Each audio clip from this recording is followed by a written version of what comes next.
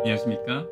데살로니가 전서 세 번째 시간, 선한 영향을 끼치는 믿음, 선한 영향을 끼치는 믿음이라는 제목으로 하나님 말씀 증거하도록 하겠습니다. 본문의 말씀, 데살로니가 전서 1장 4절부터 있는 말씀 함께 읽습니다. 하나님의 사랑하심을 받은 형제들아, 너희를 택하심을 아노라. 이는 우리 복음이 말로만 너희에게 이른 것이 아니라 오직 능력과 사랑과 큰 확신으로 된 것이니 우리가 너희 가운데서 너희를 위하여 어떠한 사람이 된 것은 너희 아는 바와 같으니라. 하나님께 택함 받은 주의 자녀에게는 하나님이 주시는 증거가 있습니다. 5절에 말로만 너희에게 이른 것이 아니라는 말은 성령의 가마를 동반하지 않은 설교를 말하는 것으로 능력 없는 설교와 말로만 서 있는 지도자들의 신앙을 말하는 것입니다. 만약 우리의 설교와 복음에 능력이 없다면 복음에 능력이 없는 것이 아니라 내게 성령이 없는 것입니다.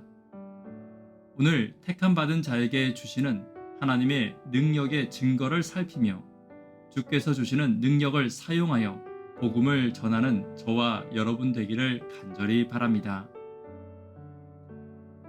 첫 번째, 택하심은 능력으로 증거됩니다.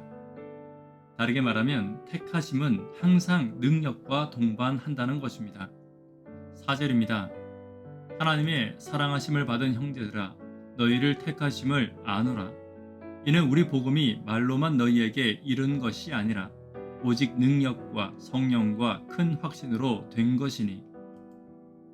하나님의 택하심은 성경 전체에 흐르는 가장 중요한 사상입니다. 하나님은 세상이 창조되기 이전부터 이미 나를 위한 계획을 가지고 계시며 그 계획하심에 따라 나를 인도하신다는 것이 성경의 사상, 곧 하나님의 택하심의 사상입니다. 그러므로 하나님의 택하심을 받지 못한 사람은 아무도 없습니다. 다시 말해 하나님의 계획 가운데 없는 사람은 없고 하나님은 그 계획에 맞는 은사를 모든 사람에게 부어 주셨습니다. 그러므로 내가 예수를 믿는다고 해서 택하심을 받은 것이 아닙니다. 하나님은 이미 나를 택해 주셨고 내가 비록 연약하고 죄인일지라도 하나님의 계획하심과 사랑은 내게 임하고 있는 것입니다. 이제 복음 안에서 하나님의 택하심을 입은 성도들이 해야 할 일은 하나님의 택하심과 더불어 주시는 능력을 확신하는 일입니다. 우리는 확신을 다른 말로 믿음이라고 합니다. 믿음은 하나님의 능력의 불씨가 될 것입니다. 수많은 믿음의 조상들이 그 능력으로 복음을 전했고 그들에게 맡겨진 사명을 감당했습니다. 오늘 저와 여러분에게도 같은 택하심과 같은 능력이 있음을 잊지 않는 저와 여러분 되기를 간절히 바랍니다. 두 번째로 하나님의 계획은 성령과 함께 하십니다. 성령과 능력은 불가분의 관계입니다. 성령 없는 능력은 없습니다.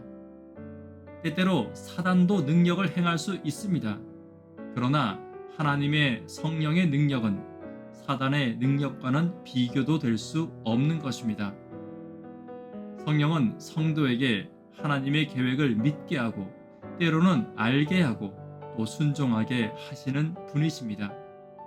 또 성령은 언제나 하나님의 백성들을 살피고 그 백성들이 하나님의 계획 속에 살게 하는 하나님의 사랑과 능력의 실체가 되심을 기억하고 있어야 합니다. 그러므로 지금도 교회와 성도는 성령을 구해야 합니다. 성령이 우리에게 임한다면 하나님의 능력을 경험하고 하나님의 계획이 우리 가운데서 이루어지게 될 것입니다. 오늘 성령의 임재를 위해 간절히 간구하고 하나님의 계획과 능력을 체험하며 살아가는 저와 여러분 되기를 간절히 바랍니다. 세 번째, 하나님은 나를 통해 증거되십니다. 5절입니다. 우리가 너희 가운데서 너희를 위하여 어떠한 사람이 된 것은 너희 아는 바와 같으니라. 바울은 데살로니가 성도들에게 하나님의 계획과 사랑에 대해 말하며 바울 자신을 보라고 이야기하고 있습니다. 다시 말해 바울은 자신의 변화와 자신이 성도들에게 끼친 감화력이 하나님의 살아계심과 계획하심의 증거라고 말하고 있는 것입니다. 하나님의 살아계심과 계획하심을 증거할 때 나 자신의 변화와 나 자신의 체험보다 더 확실한 증거는 없습니다. 이후에 살펴보겠지만 데살로니가 교회에는 항상 말로 사기적인 수법을 행하고 사람들을 현혹시키는 시몬과 엘루마 같은 사람들이 있었습니다.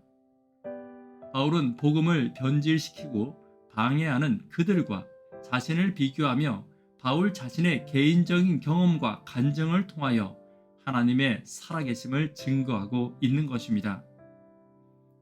오늘 복음의 가장 큰 무기는 복음으로 변화된 나 자신이 되어야 합니다.